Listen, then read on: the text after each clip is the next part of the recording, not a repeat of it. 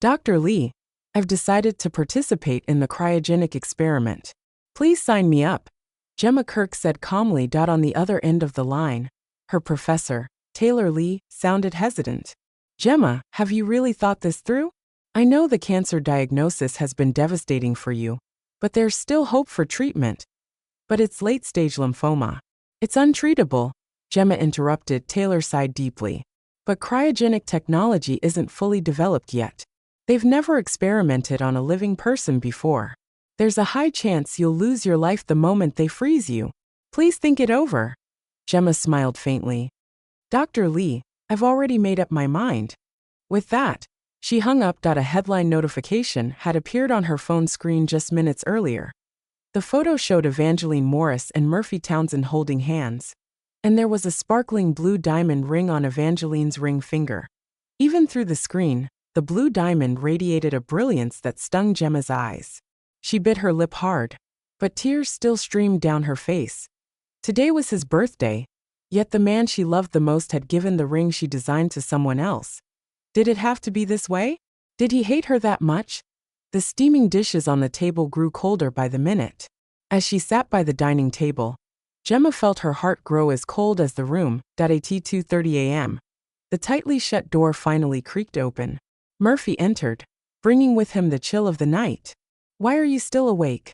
Murphy's expression grew even colder when he saw her. Didn't I tell you I'd be with Eva tonight and I'd be back late? Gemma lowered her head, staying silent for a long time before quietly saying, Happy birthday.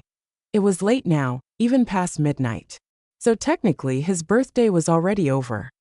Gemma, what's the point of doing this? Murphy said impatiently. Eva is my girlfriend.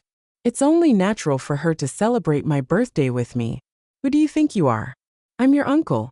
Can't you recognize your place? Whatever improper thoughts you have about me, they disgust me. With that, he slammed the door as he left. He was probably going back to Evangeline. After all, he just said she was his girlfriend. Gemma kept her head down as she stared at her feet. She whispered so softly it was almost inaudible. Uncle Murphy, I'm sorry. It won't happen again. This is the last birthday I can spend with you. The room felt freezing, and Gemma could not help but wonder which was colder, the cryo casket or this empty room. She had always hated the cold. As a child, she would run barefoot in winter while clutching her stuffed bunny, just to find her Uncle Murphy and sleep in his bed. Back then, Murphy was kind to her. He would not speak harshly. Instead, he would smile, lift her onto the bed, tell her stories, and lull her to sleep. At this moment, Evangeline posted a photo on social media of her and Murphy holding hands. While wearing the mermaid's heart ring that Gemma had designed, she proudly announced to everyone, We're engaged. At the same time, Gemma received an electronic consent form from the cryogenic experiment team. She did not sign it immediately. Instead, she called Murphy. The call was rejected, but she tried again. It was declined 5 times in a row before it finally connected. What do you want now, Gemma? Murphy's impatient voice came through the line. Gemma pressed her lips together, her voice soft as she said, I just wanted to congratulate you. Murphy let out a cold laugh. I hope you truly mean that. She lowered her eyes. She was silent for a moment before asking, When's the wedding? December 12th, he replied, his tone colder than the harshest winter wind. Those words pierced Gemma's heart like 1,000 arrows. After all, December 12th was her birthday. Gemma's parents passed away when she was very young. An old, tattered newspaper still bore the tragic headline. Socialite suffers mental breakdown, stabs husband over 100 times while he sleeps, then hangs herself, leaves behind a 5-year-old orphan. She was that 5-year-old orphan. On a freezing winter night, she hid in a wardrobe wearing only her pajamas. The cold seeped into her small body until she was nearly numb. But she did not dare come out. It was Murphy who eventually found her and carried her out. Be good, Gemma. Don't be scared. I'm here. As long as I'm around, no one will ever hurt you, he said gently. She nestled in Murphy's arms, feeling safe for the first time in what felt like forever.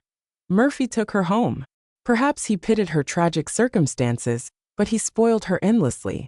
Whatever she wanted, no matter how impossible, he would give it to her. even if it meant reaching for the stars. In fact, he truly did reach for the stars for her.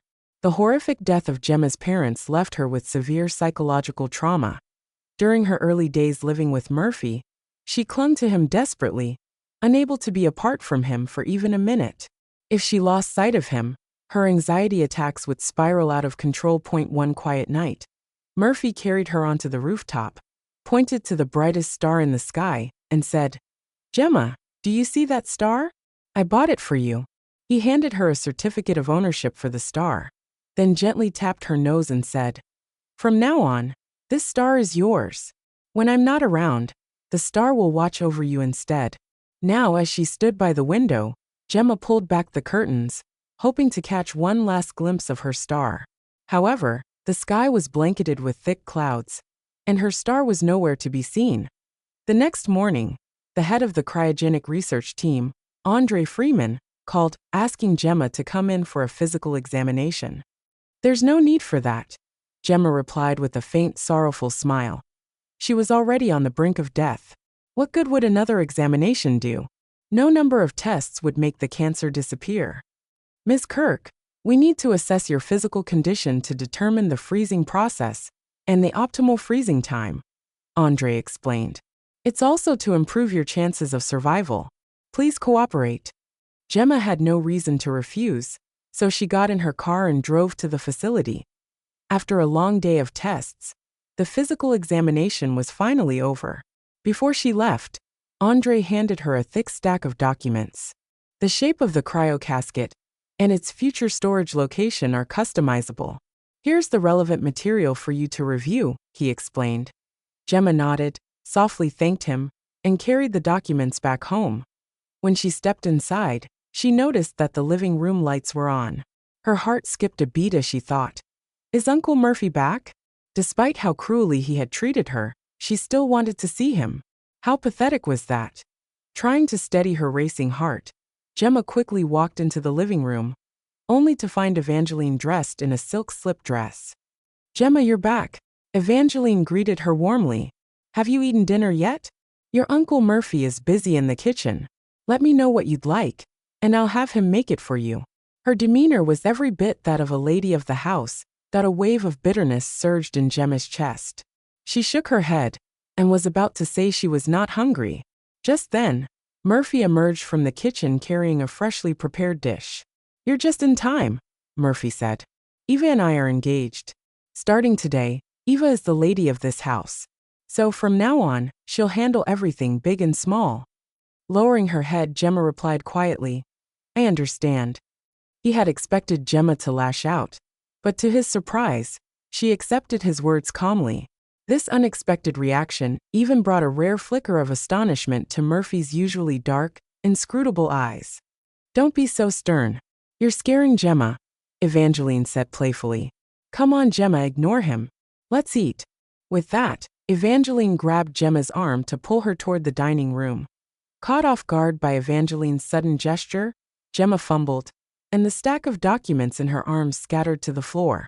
Murphy frowned as he bent down to pick up one of the papers.